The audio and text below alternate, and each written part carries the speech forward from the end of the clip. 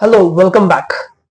आज का टॉपिक है लेसर अकाउंटिंग के ऊपर। लेसर जब eight the time of Inception जब अकाउंटिंग करने जाता है तो उसको दो चॉइसेस होते हैं, एक ऑपरेटिंग लीज होता है और सेकेंड फाइनेंस लीज। अब ऑपरेटिंग लीज में अकाउंटिंग करना है या फाइनेंस लीज में अकाउंटिंग करना है, उसको कुछ कंडीशंस फुलफिल करने पड़ते हैं। देखो, ये दोनों के बीच में चॉइसेस करने से आपका इनकम पे इम्पैक्ट हो सकता है या एसेट रिकॉर्डिंग पे इम्पैक्ट हो सकता है, इसलिए आपको ये करना पड़ेगा। अब फाइनेंस लीज का मतलब क्या होता है ये पहले जानना पड़ेगा। फाइनेंस लीज वो लीज होता है जहां पर एंटिटी मतलब लेसर अपना right to use of underlying asset को ट्रांसफर करता है incidental to the ownership of an underlying asset. मतलब ओनरशिप का जो राइट है, यूज करने का राइट, वो ट्रांसफर करता है किसको?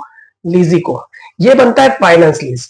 और ऑपरेटिंग लीज वो ट्रांसफर नहीं करता है। सिंपल है, दो चीज है, एक ऑपरेटिंग लीज में ट्रांसफर नहीं होता है और फाइनेंस लीज में ट्रांसफर होता है। अब ये चीज ट्रांसफर हो रहा है या नहीं हो रहा है, हमें कैसे पता चलेगा? एक लेसर तो कंफ्यूज बैठा रहेगा, राइट? तो यहाँ पर कोई स्पेसिफिकली तो कोई एग्जांपल्स या दिया नहीं है या फिर कोई एक्सप्लेन नहीं किया कि इसे फाइनेंस लीज क्या आ जाता है, बट इंडिविजुअली और या फिर आप कंपोजिशन ऑफ दिस कुछ तरीके हैं, कुछ कंडीशंस आप मान सकते हो। कुछ 5 कंडीशंस दिए, अगर ये 5 कंडीशंस में आप अगर एक भी कंडीशन फुलफिल करते हो तो उसे फाइनेंस लीज कहा जाएगा। एक से ज्यादा होगा तो बहुत अच्छी बात है, उसे फाइनेंस लीज कहा जाएगा, क्योंकि ये दोनों में अकाउंटिंग बहुत ही अलग अलग होता है। तो चलिए, वो कौन से 5 कंडीशन है जिसमें अपने को फाइनेंस लीज माना जाएगा, ये पता चलता है। कंडीशन है ओनरशिप। ऐसा कोई एग्रीमेंट किया है लेसर एंड लेसी के बीच में। लेसर ने कहा है एग्रीमेंट में कि at the end of the term, मतलब जैसा ही लीज खत्म हो जाएगा, इसका ओनरशिप आप लेसी को ट्रांसफर कर दोगे।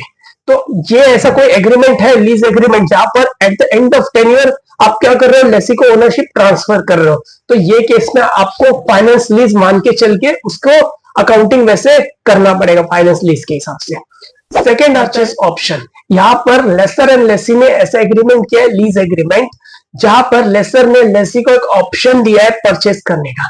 वो परचेस करने का ऑप्शन हो सकता है कोई पर्टिकुलर टाइम के बाद एक्सरसाइजेबल हो, बट वो ऑप्शन जो है ऐसा ऑप्शन है जहां पर मार्केट वैल्यू जो चल रहा है वो एसेट का या फेयर वैल्यू जो चल रहा है एसेट का, उससे कम नहीं, लीसी क्या करेगा? उसे परचेस कर लेगा। तो eight the time of Inception आपको पता चल जाएगा भाई, आगे जाके इसको सस्ते में अगर ऑप्शन मिलता है, वो सामने वाला उसे ग्रैब कर लेगा वो ऑप्शन को। इसीलिए इसे स्टार्ट ऑफ द कॉन्ट्रैक्ट में ही रिकॉग्नाइजेशन में आपको क्या करना पड़ेगा? Finance lease. तो फर्स्ट ओनरशिप था, सेकंड ऑप्शन परचेज ऑप्शन आता है लीज टर्म। लीज टर्म का मतलब आपने कोई एसेट सामने वाले से लिया है और वो एसेट का लाइफ समझो, लाइफ ही उसका 10 साल है और उसमें से 8 साल आपने लीज टर्म ही कर दिया, सामने वाले को लीज पे दे दिया, लीसी को। तो ऐसे केस में क्या होता है? एसेट का पूरा लाइफ ही सामने वाला यूज कर रहा है, राइट? सामने वाला मतलब लीज ही यूज कर रहा है, तो वो एसेट को ऐसा माना जाएगा बेच दिया। बेच दिया मतलब फाइनेंस लीज समझ के चलो, एसेट बुक से क्या हो गया? चला गया। फोर्थ बनता है present value of minimum payments.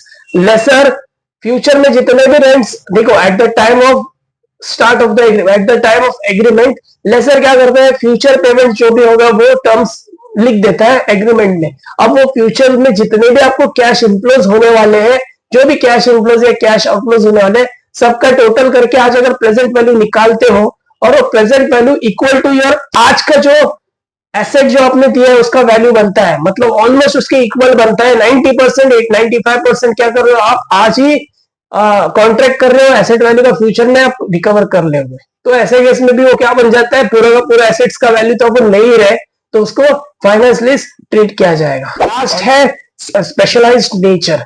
कोई ऐसा एसेट आप सामने वाले को दे रहे हो, लीजी को दे रहे हो लीज एग्रीमेंट में, जो सिर्फ वो लीजी ही यूज कर सकता है।